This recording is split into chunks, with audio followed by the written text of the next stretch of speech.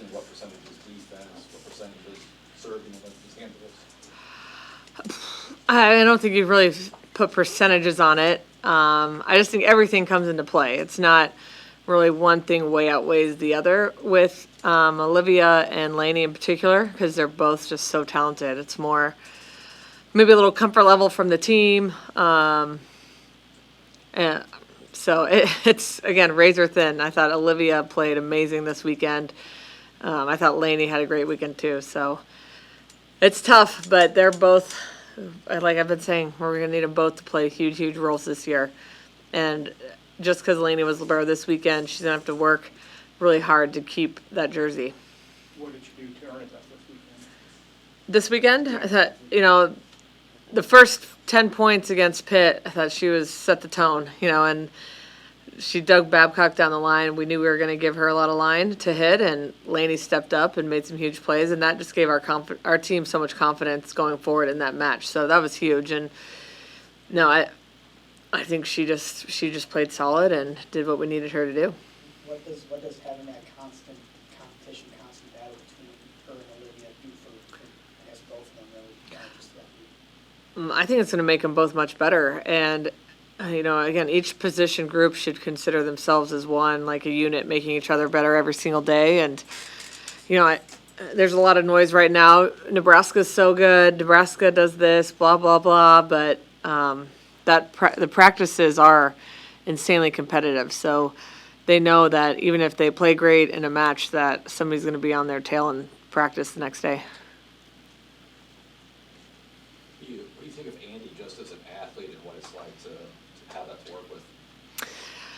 She's special, for sure. I've told people we have so many great players in our gym, and Andy sticks out, athletically in a positive way. She's kind of a generational type athlete, and just to see her take a more ownership in the complete game, is like her blocking's improved. She served great this weekend. She dug a couple balls, and understanding that to go where she really wants to go, she has to be great at everything, not just killing balls and killing slides. So it's been really fun to see her development that way.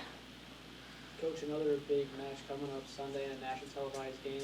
One, how special is it to be a part of all these national televised games? And two, how important is it for later on in the season to play on such big stages?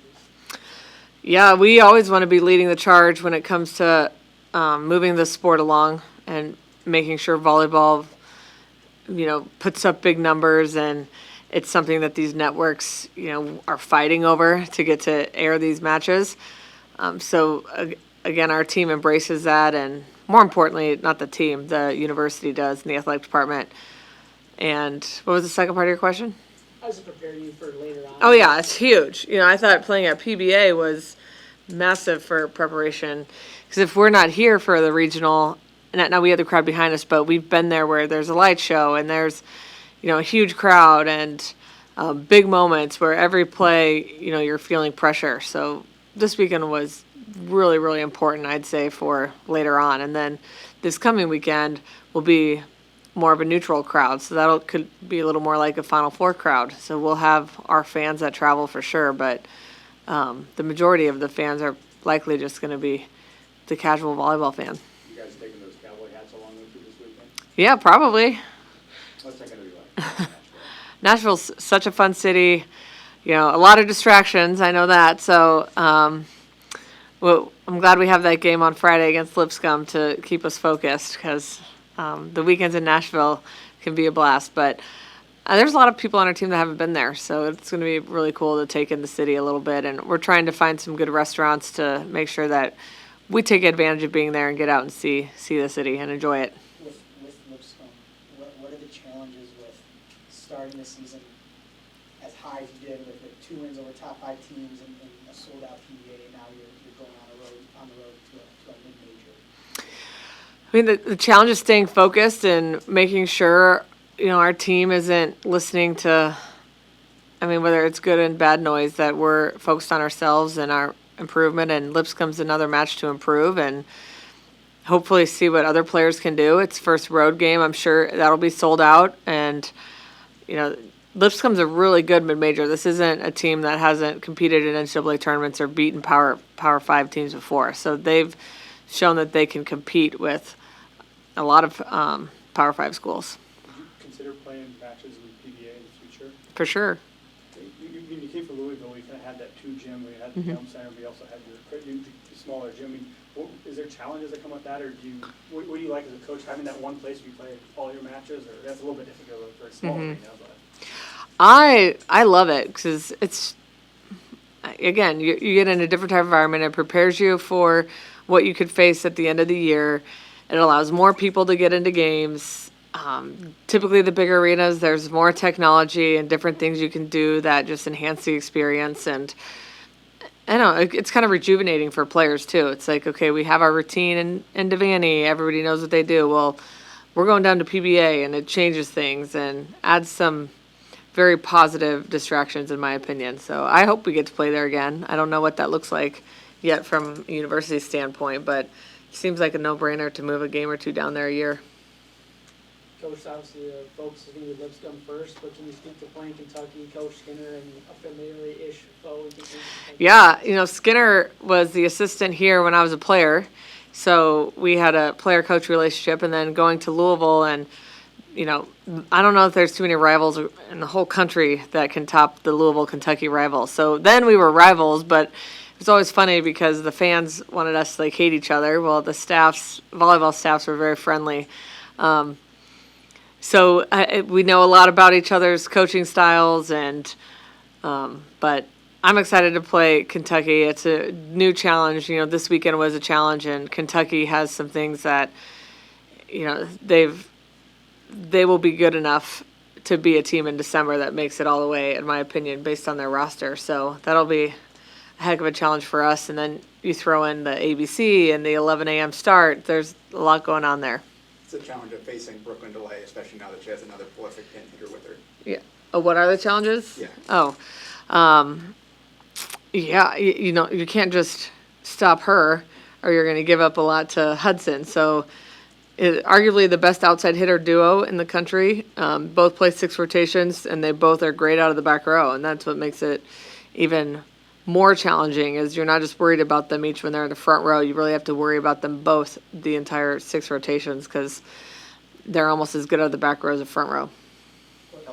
What stood out to you this weekend with how everyone sort of embraced their role and was willing to do whatever the coaches had asked them to do, no matter how big or how much they played? I really just thought we played with a lot of joy, and Terea at the end in the locker room after the game, she was one that said, "This was just a blast. The court, everybody on the court was lit." The lingo. That's not my lingo. I'm repeating her. The court was lit. The bench was lit. The crowd was lit. So she was just saying that the whole experience was just so much fun, and it's great when, especially somebody that's in the game and then comes out for 3 rotations, to have the same perspective and the same vibes, whether you're on the court or off the court. That's pretty special, and that's what I noticed. It just felt like everybody was so engaged the entire game, and you weren't really thinking about who was on the court. It was just, you were always thinking about the team and what we were doing, not what one individual was doing. How do you feel like Bergen played for those first 2 games? I thought she played really well. She took some risks, and some of them paid off great. Some of them weren't so great, but that's what you want to do early on in the year. And, she is a fabulous defender, great server. She just makes winning plays, and I thought she showed that this weekend. She's not too risky of a setter, is she? I thought she was more this weekend, which was good. Throwing the ball around, and jacked a couple balls back to Andy and Allie on Sunday, so it was good to see. What have those conversations been like for you, trying to encourage her to, go there a little bit more frequently than she's used to? I think it's hard as a setter because you want to put your hitters in the best positions possible, and the hitters are worried about, they got their job's to get kills, so it's a 2-way street. You want them to be ready for anything, and you want them to be successful. And then when they're not, you feel a lot of weight. So just taking that weight off of her and make sure the team knows that we're working on those things and not just the conversations between Bergen and I. So if it's not perfect, they know, okay, we're going to figure this out. And if it doesn't work, we're going to stop doing it. But right now we're going to keep working on it and keep expanding our range. And she took some swings too, just like, what does that do for a defense when you have a setter who's not just good at, dunk kills, but like actual swinging? Yeah, it just gives them one more thing to worry about. And it just kind of sets the tone too. Like we're here and we can match up with who's ever across the net in all spots.